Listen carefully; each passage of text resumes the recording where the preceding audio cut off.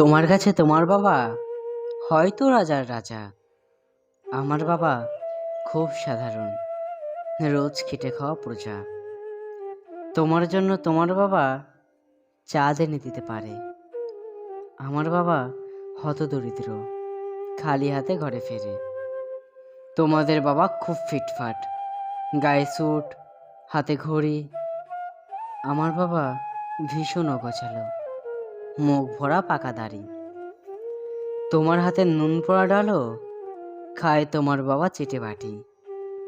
আমি বেশ ভালোই রান্না করি, তবুও আমার বাবা বলেন মোটামুটি।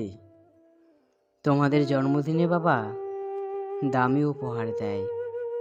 আমার বাবা এত আনমনা, দিনটাই ভুলে যায়।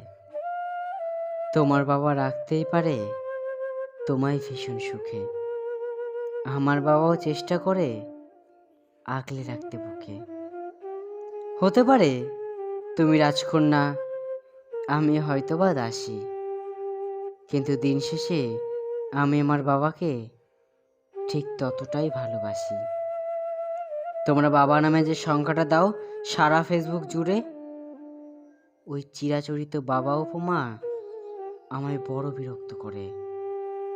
আমার বাবা তোমাদের করা ব্যাখ্যার মতো নয়, তাই এগুলো দেখলে নিজের উপর বড় অভিমান হয়। আমার বাবা ভীষণ সরল, তাই তেমন জটিল সমাজে ভীষণ বেমানান।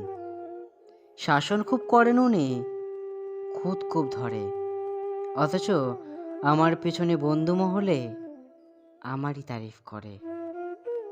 আমি নিজেও ওনাকে বকাঝকা করি, দেখায় খুব রাগ। আবার কেউ ওনার দিকে আঙুল তুললে ভাঙতে পারি তার হাত।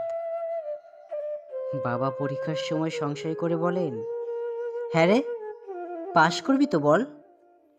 রেজাল্ট বের হলে, ভালো ফল হলে তার তো চোখে জল। কিছুই করি না, তবু আমায় সারাদিন ধরে বকে। কিন্তু যখন সবাই বেরো, ঠিক তখনই পাশে থাকি। সারাদিন বলে আমাকে দ্বারা কিছুই হবে না নাকি। তাকে আমার সাফল্যে আমি দামামা বাজাতে দেখি। অনুতাপ যাবে মুখের গহীনে, অভিমান জন্মায় সময়ের সাথে, যদিও আবার সেই বরফ বলেই যায়। এই পৃথিবীতে সময়ের সাথে কত পরিচয় হয়, হিসেব করে দেখেছি কেউই বাবার মতো নয়।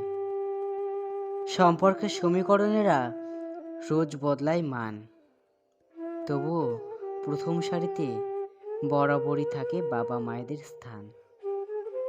ঝগড়া ঝামেলা অভিমান এত কিছুর পরও আমার একটা বিষয় ওনার প্রতি দুর্বল করে বড়। আমাকে আমার প্রিয় মানুষেরা এত নামে ডাকলেও বাবার মতো মা আমাকে কই ডাকে না তো কেউ।